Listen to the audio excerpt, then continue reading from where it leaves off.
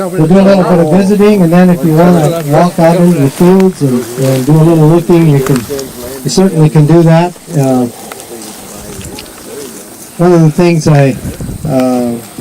Derek was visiting with you, and as I visited with you earlier, I'm going to take a few minutes and we're going to talk about the crops that are out here so that you get a chance to see what it's. You know, with those slides, it's hard to really show you what's actually happening in the field. I know we try, but pictures don't seem to do justice that you see when you get on the ground and you get a chance to look at these crops and how they're growing. We took those yield tests just yesterday, and this particular field right behind us is the one that's growing 65 bushels to the acre. And I think, Lee, is that the highest yield we've had on this farm?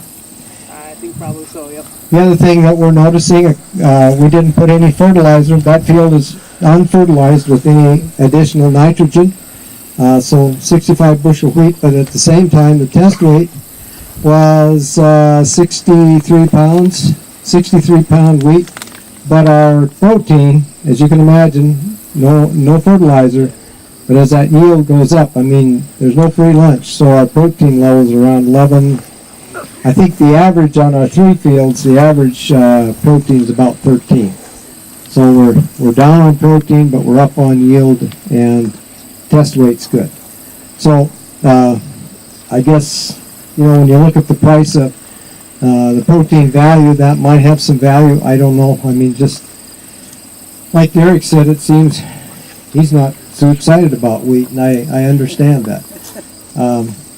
The other thing that Derek talked about, and I think Farah mentioned in her talk, these dual crop versus season-long cover crop type situation. And in that situation, we almost always see, and have seen here at this center too, when we tried to follow a first crop like wheat, when we try to follow wheat with a cover crop, seeding it like right after we get this combined, and then hurry up and get in there and seed a cover crop, we have often had, it's about a 50-50 deal, whether or not you'll even get germination.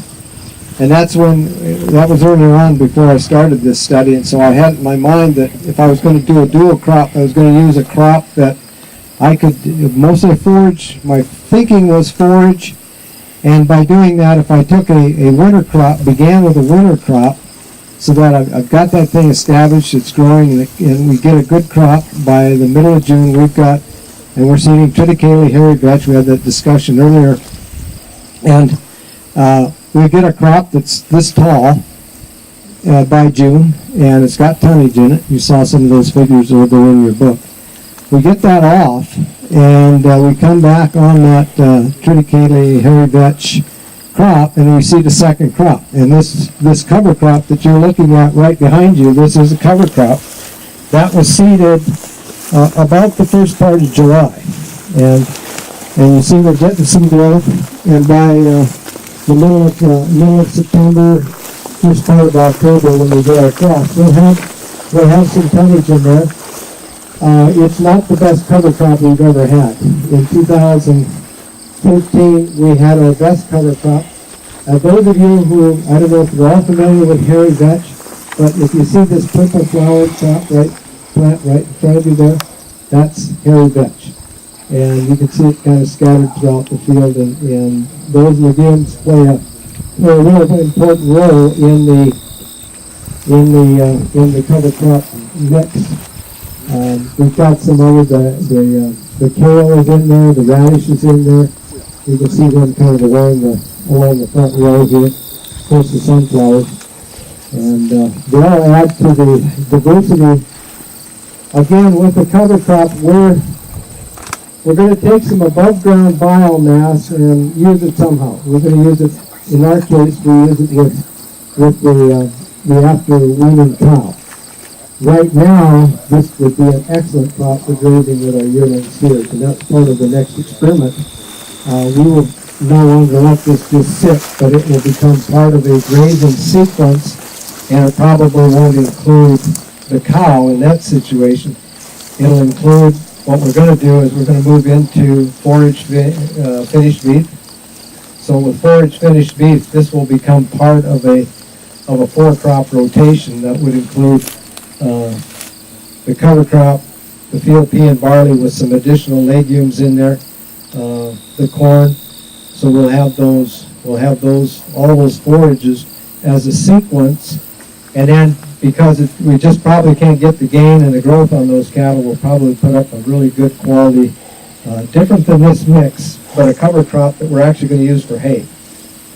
And we'll use that cover crop and we'll cut that. We're going to try to get that hay up anywhere from 12 to 14% crude protein. So it's going to be a real decent, probably a little immature, particularly in forage finished beef. They don't want much grain in it. So we've got to take that crop if we've got peas or if we've got some cereals in there.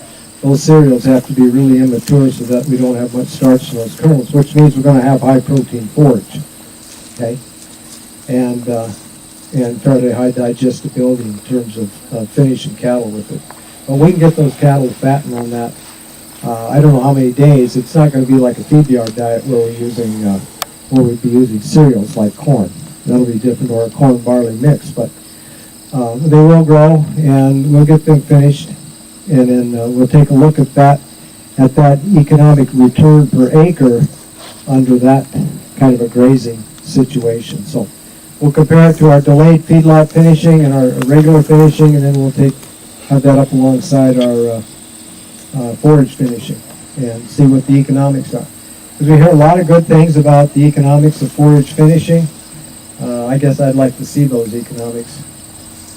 I don't know. I guess I'd like to see what it looks like in terms of against these other methods, other systems, and what kind of net return you actually get per acre under, let's say, a larger scale farming operation. And even though we're working on these smaller fields and plots, my mind is set, in much larger cattle groups than these little plots and much bigger systems. So the other thing that I will do before we talk, have Larry talk is, and the reason I have this corn as my backdrop, our other cooperator's name is Lucas Hopp, and Lucas farms actually north of Richardson over there. A little different environment for crops. They get some pretty decent crops over there. And anyway, Lucas is both a crop farmer, fairly good sized crop farmer, puts quite a few acres under cultivation and production.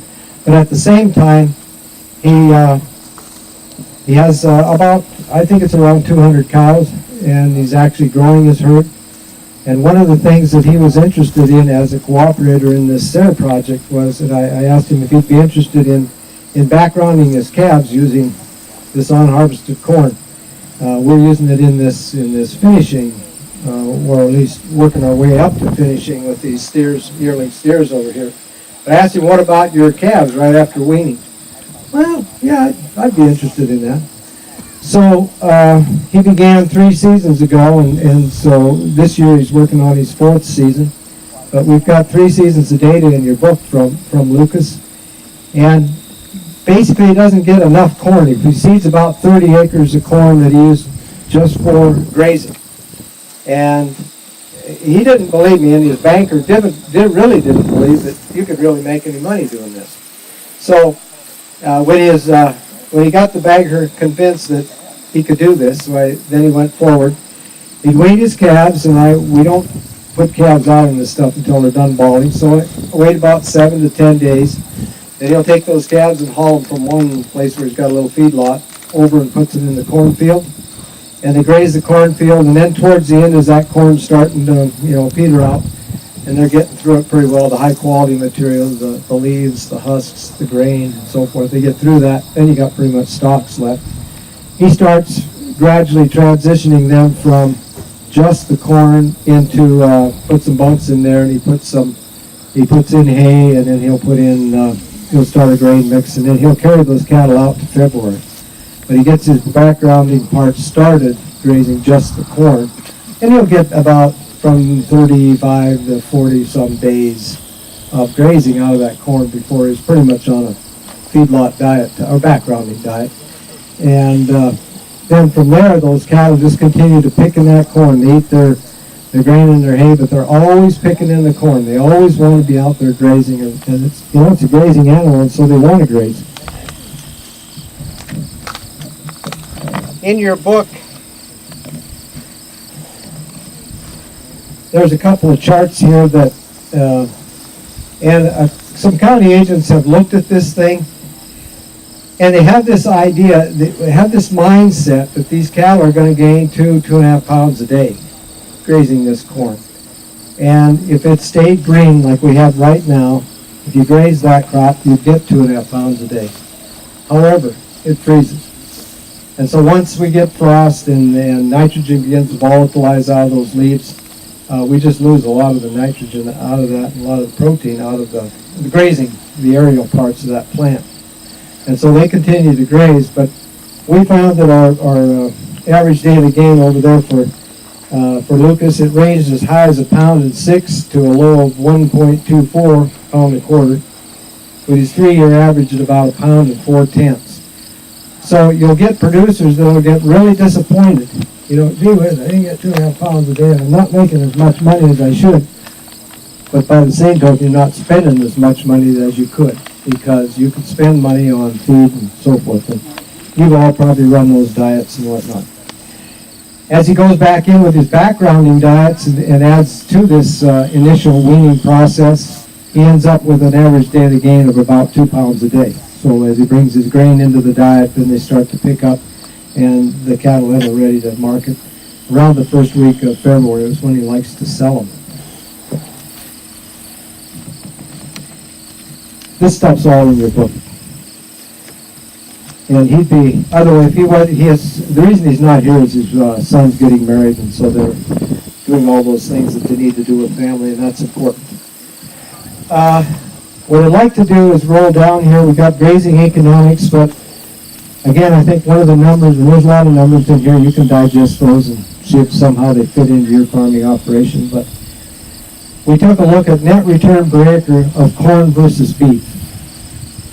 And we began with our economics, and he kept track of his farming costs, his cattle expenses, and whatnot that we put together. And we got anywhere from $200 to $242 per head invested in farming and livestock expenses. And then, by the time we come back in 2012 with a net return per acre of $227, and then in 2013, with a net return of $598 per acre, and in 2014 we had a net return of $711 per acre. Now if you compare that to corn, we say, well, what's the corn grazing advantage? The corn grazing advantage, in other words, how much do we make over corn if we'd have sold that crop as corn? And what we did is we used his farm corn average yield, and I think that's 75 bushel to the acre. So that's what we used to evaluate, to put together this net return of corn grazing per acre. Now, this is a per acre value. In the first year, he had an advantage of $49. In 2013, he had a corn to grain advantage of $570. And in 2014, he had a corn advantage of $745. And that's because we got a net loss for corn right now. So as we calculated that, we took that, corn right now is running about $34.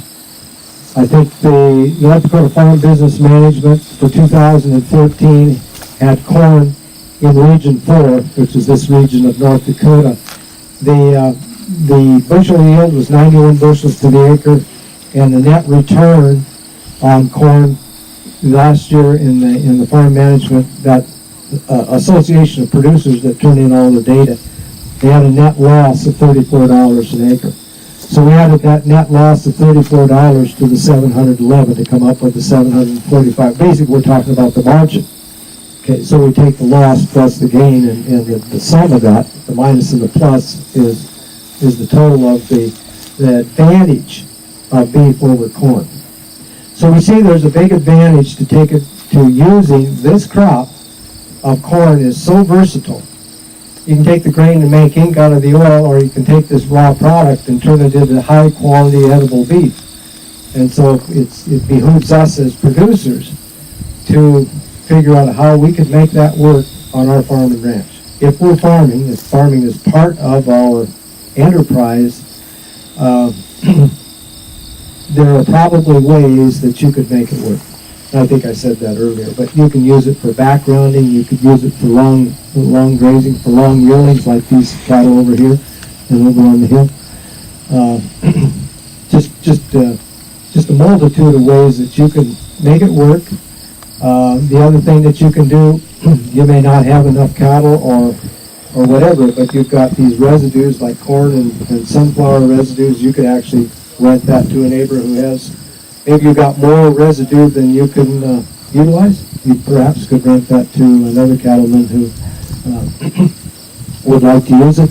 Or you may want to make sure, my option would probably be to put it back on the soil, because it's to your advantage to put it on the soil. So anyway, are there any questions? Okay. Larry's going to talk about sales, and that's a really important part of our whole project here. So Larry, he's got some charts over here, so maybe we can all move over and we could look at, we can see these charts that Larry has.